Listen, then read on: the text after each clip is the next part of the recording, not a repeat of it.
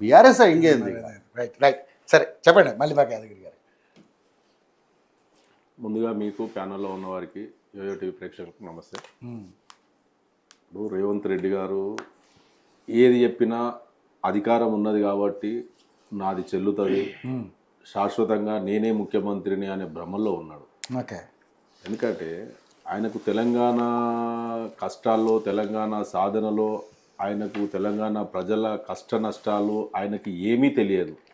అదృష్టవశాత్తు అనుకోకుండా చిన్న వయసులో పెద్ద పదవి వచ్చింది. మా నాయకుడు కేసీఆర్ గారు కూడా ఎన్నో సందర్భాల్లో చెప్పిండు, ప్రజలకు ఇచ్చిన హామీలు నిలబెట్టుకొని ఇంకా బీఆర్ఎస్ పార్టీ కంటే మంచిగా మీరు ఇచ్చిన హామీలు బీఆర్ఎస్ పార్టీ కంటే ఇంకా జర ప్రజలకు సంక్షేమం ఎక్కువ ఇవ్వండి, మీరు మంచిగా ప్రజల సంక్షేమం పాల్పడండి అంటే ఆయన నిలబెట్టేది ఏం లేకుండా కాకుండా కానీ కూల్చుడు వరకే చేస్తున్నాడు.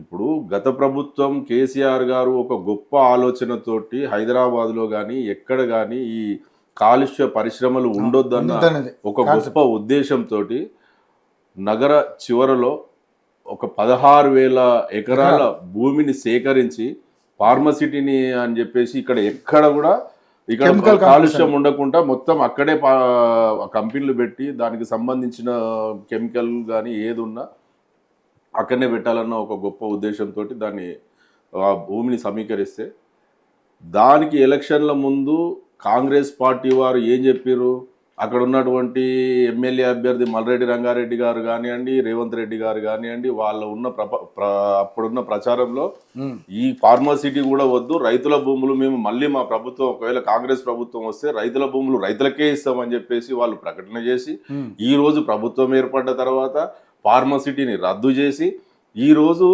దానికి అసలు ఎక్కడ హైదరాబాదులో అనేక సమస్యలు ఉన్నాయి, తెలంగాణ రాష్ట్రంలో అనేక సమస్యలు ఉన్నాయి, వారు ఇచ్చిన హామీలు నిలబెట్టుకోకుండా ఈరోజు ఫ్యూచర్ సిటీ అని చెప్పేసి దానికి అసలు అక్కడ ఎక్కడ ఏమీ లేని జాగాలో ఫ్యూచర్ సిటీ అని చెప్పేసి మొన్న డేరా బాబా లేక డేరాలు వేసేసి వాళ్ళు ఏ గ్లోబల్ సమ్మిట్ అని పెట్టేసి ఎక్కడ ఏది చేసినా కూడా మరి ఆయనకు ఏం అర్థమవుతుందో ఆ నాయకునికి కానీ తెలంగాణ రాష్ట్ర అభివృద్ధి కోసం ప్రజల సంక్షేమం కోసం ఒకసారి ఆలోచన చేసి ఆయన ప్రణాళిక రూపొందించుకొని ప్రజల సంక్షేమం కోసం ఆలోచన చేస్తే బాగుంటుంది.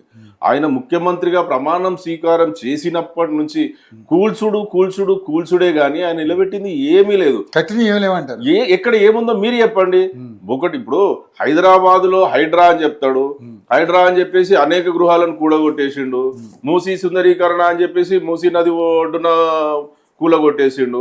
కేసీఆర్ గారు గతంలో 1,00,000 డబల్ బెడ్రూమ్లు కట్టించిన అప్పుడున్నటువంటి కొంతమందికి ప్రజలకు పంచిపెట్టంగా మిగిలిన కేసీఆర్ గారు ఎక్కడ డబల్ బెడ్రూమ్లు కట్టించిందంటే మూసీ నది ఒడ్డున ఎవరైతే నిర్వాసితులు ఉన్నారో వారికి రేవంత్ రెడ్డి గారి సర్కారే దగ్గరుండి కేసీఆర్ గారి డబల్ బెడ్రూమ్లో కొంతమందిని అక్కడ చేర్పించిన సందర్భం కూడా అందరికీ తెలిసిన విషయమే.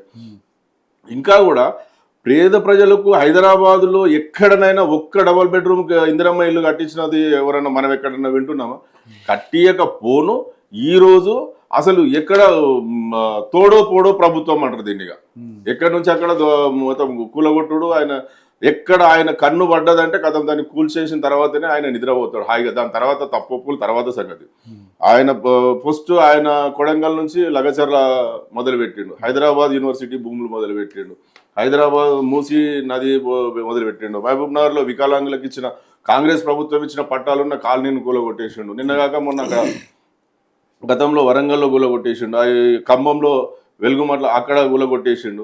ఇప్పుడు ప్రభుత్వము ఆ భూమిని కూడా అది భూదాన్ ట్రస్ట్ నుంచి భూదాన్ ట్రస్ట్ చైర్మన్ గారే నేను ఇచ్చిన పట్టాలు ఇచ్చిన అని చెప్పేసిన తర్వాత అసలు అది ప్రభుత్వానికి హక్కు కూడా లేదు. మరి భూదాన్ భూముల కోసం మాట్లాడవలసిన హక్కు లేదు.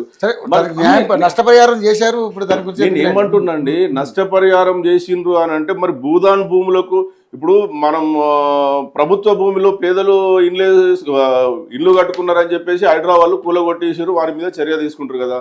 మరి భూదాన్ భూమిలో మరి ప్రభుత్వ అధికారులు కానీ కలెక్టర్ కానీ అక్కడ పోయి మరి ఆర్డర్ ఇచ్చేసి అక్కడ ఉన్న కట్టుకున్న వాళ్ళను మరి కూలగొట్టేసారు, దాన్ని ఎవరి మీద చర్య తీసుకోవాలి? మరి ప్రభుత్వ అధికారుల మీద చర్య తీసుకోవాలి. మీరు అధికారంలో ఉన్నప్పుడు రేవంత్ రెడ్డి గారు అసెంబ్లీలో ఏం మాట్లాడారు? అక్రమ కట్టడాలు ఎవరు కట్టినా కూడా అసలు వితౌట్ ఇన్ఫర్మేషన్ కూల్ చేయడమే అధ్యక్ష అని చెప్పిండు ఆయన. ఎవరు చెప్పారు? సాక్షాత్ ముఖ్యమంత్రి గారు. ఎక్కడ రేవంత్ రెడ్డి గారు ఏం చెప్పారు? తెలుసో తెలియదు రేవంత్ రెడ్డి గారు కేసీఆర్ కేటీఆర్ ఇద్దరు చెప్పారు. మరి ఇప్పుడు రూల్ మీకైనా వీళ్ళకి వర్తించదా? నేను చెప్పండి. ఆ రోజు అయ్యప్ప సొసైటీలో కూలగొట్టిన దానికి రేవంత్ రెడ్డి గారు ఆ రోజు ఏం చెప్పిండు? మీ తెలుసో తెలియకో ఒక పేదవాళ్ళు ఇల్లు కట్టుకుంటే మీరు ఆ ప్రభుత్వానికి మళ్ళీ పర్మిషన్లు ఇవ్వాలి కానీ కూలగొట్టొద్దు, వాళ్ళు కష్టపడరు అని చెప్పి అనేక కొన్ని ఇంటర్వ్యూల్లో ముఖ్యమంత్రి గారు చెప్పారు. కానీ మా ప్రభుత్వం కేసీఆర్ గారి నాయకత్వంలో గతంలో అనేక సంవత్సరాల నుంచి హైదరాబాద్ లో గుడిసెలేసుకొని కానీ పక్కా ప్రభుత్వ భూముల్లో నిర్మించుకున్న ఇళ్లకు ఎక్కడ కూలగొట్టలేదు. జియో నెంబర్ 58, 59 జియో తీసుకొచ్చి అక్కడ 58 జియో అంటే 120 గజాల లోపల ఉన్నదానికి ఉచితంగా రిజిస్ట్రేషన్ సర్టిఫికేట్ ఇచ్చారు. 125 గజాల్లో ప్రభుత్వం రుసుము తీసుకొని రిజిస్ట్రేషన్ చేసి ఇచ్చారు పక్క. మా ప్రభుత్వంలో ఎక్కడ కూలగొట్టలేదండి. కూలగొట్టిన ప్రభుత్వం అంటే ఈ రోజు అసలు హైదరాబాద్ లో తెలంగాణ రాష్ట్రంలో నెంబర్ 1 ఉన్నది ఇప్పుడు తోడోపోడో ప్రభుత్వం రేవంత్ రెడ్డి గారి సర్కార్లో. అదేవిధంగా ఇప్పుడు మూసీ నది ఒడ్డున అంటే 5,000 కోట్లతోటి గాంధీ సరోవర్ కడుతున్నారు అని అంటే గాంధీ స్టాచ్యూకి ఏ ప్రాజెక్టు కట్టినా కూడా కాళేశ్వరం ప్రాజెక్టు కట్టినా 1,00,000 కోట్లు అయినాయి అంటే ఒక కట్ట కోసమే అయితే అనేక ఒక్క గాంధీ బొమ్మ కోసమే 5,000 కోట్లు అయినాయా 7,000 కోట్లు అయినాయా కాదు. ఆ ప్రదేశాన్ని మొత్తం గాంధీ సరోవర్ అన్న ఒక నిమిషం మీరు మాట్లాడండి. ఆ ప్రదేశంలో 21 కిలోమీటర్కు మొదటి విడతలో 21 కిలోమీటర్ కోసం దానికి 7,000 కోట్లు అని చెప్పేసి ప్రభుత్వం అధికారికంగా ప్రకటించింది. ఇప్పుడు అక్కడ ఉన్నటువంటి అది అభివృద్ధి చేయడం కోసమే కదా. అక్కడ నువ్వు అభివృద్ధి చేస్తున్నావు, అక్కడ ఉన్నటువంటి భూసేకరణ చేసి అక్కడ ఉన్నటువంటి పక్కన ఉన్నటువంటి కట్టడాలను కూల్చేయాల్సిందే కదా. అక్కడ ఉన్నటువంటి గృహాలకు మాత్రం వాళ్ళు పేదల ఇండ్లు అయితే పక్కన జరపవలసిందే కదా, కూలగొట్టవలసిందే కదా. ఇప్పుడు గాంధీ విగ్రహం కోసమే కదా ఇవన్నీ మీరు చేసేది. ఇప్పుడు బఫర్ గాంధీ విగ్రహం కోసం కాదండి, మరి క్లారిటీ అక్కడ ఆ నది మొత్తం కూడా ఒక మంచి సుందరీకరణ పేరుతో చేస్తున్నారు. అక్కడ గవర్నమెంట్ ప్లేస్ ఇది కడుతున్నారు. అదే సార్, గాంధీ చెట్టు పేరు చెప్పి కాయలమ్ముకున్నట్టు గాంధీ మహాత్ముని పేరు చెప్పి గాంధీ మహాత్ముని మనవడే వద్దు, మన గాంధీ గారి కోసం పేదల ఇండ్లు కూలగొట్టొద్దని చెప్పిండు. ఆయనే చెప్పిండు అన్నా కూడా ఆయన ఎవరు అన్న సందర్భం మన సోదరుడు ఇప్పటికి అందుకే నేను ఏమంటున్నా అంటే గాంధీ మహాత్ముని పేరుకు గాంధీ మీద మీరు విగ్రహం కట్టాలంటే ప్రభుత్వ భూములు అనేక చోట్ల కడుతున్నారు కదా, అక్కడ కట్టొచ్చు. కానీ అక్కడ ఉన్నటువంటి ఇప్పుడు ఎప్పుడు 1908లో వరదలు వచ్చినప్పుడు హైదరాబాదు 1,50,000 క్యూసిక్ల నీరు ప్రవహించినా కూడా ఇంత ఎక్కడ కూడా ఎలాంటి ప్రాణహాని జరగలేదు. మీరు ఒకవేళ కట్టాలనుకుంటే ఇప్పుడు కూడా మూసీ సుందరీకరణ చేయాలనుకుంటే అంత వెడల్పు అటు కిలోమీటర్ ఇటు కిలోమీటర్లు 55 కిలోమీటర్లకు 110 కిలోమీటర్లు భూసేకరణ చేయవలసిన అవసరం లేదు. మీరు అవసరం అనుకుంటే డెప్త్గా లోపలికి తీసుకొని వాల్స్ గట్టి కట్టుకొని ఎంత వరద వచ్చినా తట్టుకునే శక్తి ఈరోజు ఆ ఇంజనీర్లు ప్రభుత్వ ఇంజనీర్లు లేరా? ప్రభుత్వం కట్టలేదా? ఇప్పటిదాకా ఎక్కడైతే వచ్చి వరదలు వచ్చైతే గృహాలు ఎక్కడ కొట్టుకపోలేదు కదా. సరే, కేవలం మీ అభివృద్ధి కోసం బఫర్ జోన్ లో ఉన్నది, FTL లో ఉన్నది, ఫుల్ ట్యాంక్ లెవెల్లో ఉన్నది అని చెప్పేసి అటు కిలోమీటర్ ఇటు కిలోమీటర్ తీసేస్తా అని అంటున్నారు కదా. ఒకవేళ FTL లో ఉంటే అక్కడ ఉన్న కట్టడాలకు రేపు ప్రజలకు ఇబ్బంది జరుగుతుందన్న ఉద్దేశంతో మీరు వాళ్ళని జరపమంటారు కదా. మీరు మళ్ళా అంతర్జాతీయ హోటళ్ల కోసం మీరు నైట్ ఎకానమీ అని మొన్న ఏదో సందర్భంలో చెప్తున్నాడు. ఈ నైట్ ఎకానమీ రాత్రిపూట వసూలు చేయడం కోసం మరి అక్కడ మీరు కట్టడాలు హోటళ్ళు ఎందుకు కడుతున్నారు? అది కట్టడం కాదా? అది కట్టడం కాదా? ఇప్పుడు పేదవాడు ఇల్లు మీరిచ్చిన ప్రభుత్వం గతంలో మీ కాంగ్రెస్ ప్రభుత్వంలో రిజిస్ట్రేషన్ చేసి పర్మిషన్ ఇచ్చి ఇంటి పన్ను కట్టి నీళ్ల పన్ను కట్టి అన్ని రిజిస్ట్రేషన్లు చేస్తేనేమో చేసిన దానికి ఇప్పుడు మీరు వాళ్ళే కూలగొడతారు. కానీ ఈ రోజు మళ్ళీ నైట్ ఎకానమీ మళ్ళీ రాత్రిపూట వసూళ్ల కోసం మాత్రం మళ్ళా కట్టడాలు కడితే మాత్రం అది సక్రమం అవుతుంది. ఇలాంటి ప్రభుత్వం అసలు ఈయనను ఏమనాలనో అసలు ఈ తెలంగాణ ప్రజలు ఏ విధంగా ఊహించుకుంటుండ్రో అది మరి వాళ్ళకి అర్థమైతలేదు. ప్రజాస్వామ్యం మొత్తం కూని అయిందని మాట్లాడుతున్నారు. ప్రజాస్వామ్యం కూని అయింది.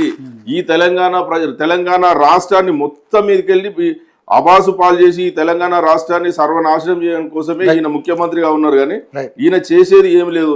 ఈయన కేవలం ఇప్పుడు వరకు కూడా ఆయన చేసింది ఎంత అంటే 69,300 కోట్లు ఇప్పుడు ఆయన అప్పు చేసిండు. ఏ ప్రాజెక్టు కట్టిండు? ఇంకా 1,50,000 కోట్ల రూపాయలు చేస్తున్నాడు, దానికోసం చేస్తా అంటున్నాడు. ఏ కట్టడం కట్టిండు? ఏ ప్రాజెక్టు కట్టిండు? ఏం తీసుకొచ్చిండు అది అడగడానికి సమాధానం లేదు కాంగ్రెస్ పార్టీ ముఖ్యమంత్రి గారి దగ్గర. ఎంతసేపు చెప్పి అసెంబ్లీలో గట్టిగా నిలదీయండి సార్. ఖచ్చితంగా నిలదీసుడు వాళ్ళను ఎక్కడ ప్రజలలో అసలు ప్రజలలో వాళ్ళకి పోవడానికి ముఖం లేదు. వాళ్ళ ఎమ్మెల్యేలే చెప్తారు కదండి, మహబూబ్ నగర్ ఎమ్మెల్యే ఎన్ఎం శ్రీనివాసరెడ్డి గారే చెప్తారు కదా, మేము సావులకు పెళ్లిళ్ళకే పోతున్నాం, అక్కడ కూడా పోవాలంటే ముఖం సాటేసుకొని వస్తున్నాం అని చెప్పేసి వాళ్ళే చెప్తున్నారు కదా. ఒక ఎమ్మెల్యే అయితే మాకు ప్రభుత్వం నుంచి నిధులు వస్తలేవని చెప్పి ప్రపంచ బ్యాంక్ అప్పు కావాలని లెటర్ రాసిండు కదా. మరి ఇలాంటి ఈ ముఖ్యమంత్రి పాలనలో ఎమ్మెల్యేలకు కూడా అసలు నిధులు ఎవరు ఇస్తారో కూడా తెలియని కాంగ్రెస్ ఎమ్మెల్యేలు ఉన్నారు. మరి అసలు ఎక్కడి నుంచి రావాలన్నా కూడా తెలియని ప్రభుత్వం ఈ రోజు తెలంగాణ రాష్ట్రంలో నడుస్తుంది. వారి స్వలాభం కోసం, ముఖ్యమంత్రి గారి అభివృద్ధి కోసం, ముఖ్యమంత్రి గారి సోదరుల అభివృద్ధి కోసం ఇక్కడ ఎంతసేపు చెప్పినా కూడా వాళ్ళ అభివృద్ధినే చూస్తున్నారు కానీ ఈ తెలంగాణ రాష్ట్ర ప్రజల అభివృద్ధి మాత్రం చూస్తలేరు. వారికి అసలు డబ్బులే లేవు, నిధులే లేవు అని చెప్పి ఈ రోజు 1.5 కోట్లు పెట్టి మూసీ సింధూరీకరణ ఎరికలు చేస్తారండి. చూద్దాం చేస్తారో లేదు, ఇంకా స్టార్ట్ కాలే కదా. రేపు 500 మందితో అయితే ఒక మీటింగ్ ఏర్పాటు చేసిండు కదా. రైట్ రైట్ పివి రెడ్డి గారు నమస్తే. పివి రెడ్డి గారు, సో